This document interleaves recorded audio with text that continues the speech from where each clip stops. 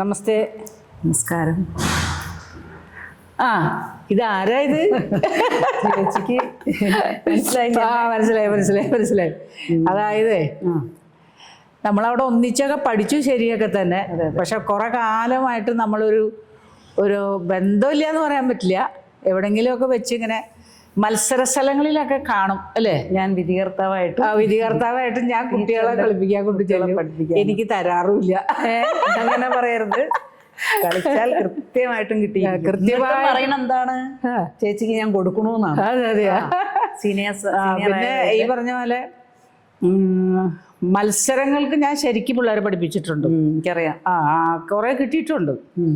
അതൊന്നും ആ സമയത്ത് ഒരു വിജയം എന്നുള്ളതല്ലാതെ അതൊരു ശാശ്വതമായിട്ടുള്ള ഒരു സ്റ്റാൻഡായിട്ടും തോന്നിയിട്ടൊന്നുമില്ല. എന്നെ സംബന്ധിച്ചിടത്തോളം എനിക്ക് നല്ല രീതിയിൽ കുട്ടികൾ പഠിക്കുക. എല്ലാം നമ്മളൊക്കെ പഠിച്ചതുപോലെ പഠിച്ചില്ലെങ്കിലും അതെന്ന് വെച്ചാൽ നമ്മളെ പോലെ ഒരു ഡാൻസ് ടീച്ചർ ആവാനല്ലായിരിക്കും അവർ പഠിക്കുന്ന ഒരു ചിലർക്ക് ടൈം പാസ് ആവും. പക്ഷെ ദുർലഭം ചില കുട്ടികളുണ്ട്. അപ്പൊ അത് ശരിക്കും എനിക്കറിയാം. എഞ്ചിനീയറിങ്ങും ഡോക്ടറും ഒക്കെ ആയ കുട്ടികൾ അതൊക്കെ വിട്ടിട്ട് അതായത് ഡാൻസ് പഠിപ്പിക്കുന്ന കുട്ടികൾ ഇഷ്ടമാതിരി ഉണ്ട്. അപ്പൊ അത് മാത്രമല്ല, വേണ്ടാന്ന് വെച്ചു. പക്ഷെ അത് എനിക്ക് തോന്നുന്നു ഈ കാലത്ത് അത് കുറച്ചുകൂടെ വരുന്നതെന്ന് തോന്നുന്നുണ്ട്. അമ്മമാരുടെ ഒരു സെക്ഷൻ.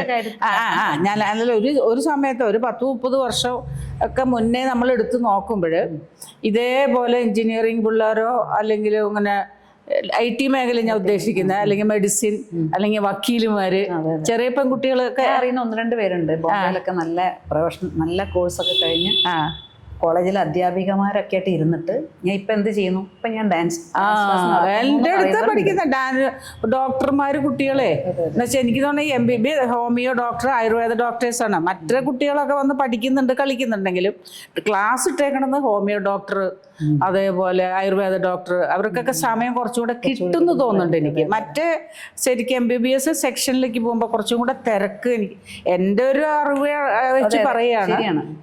അങ്ങനെ വരുന്നുണ്ട്.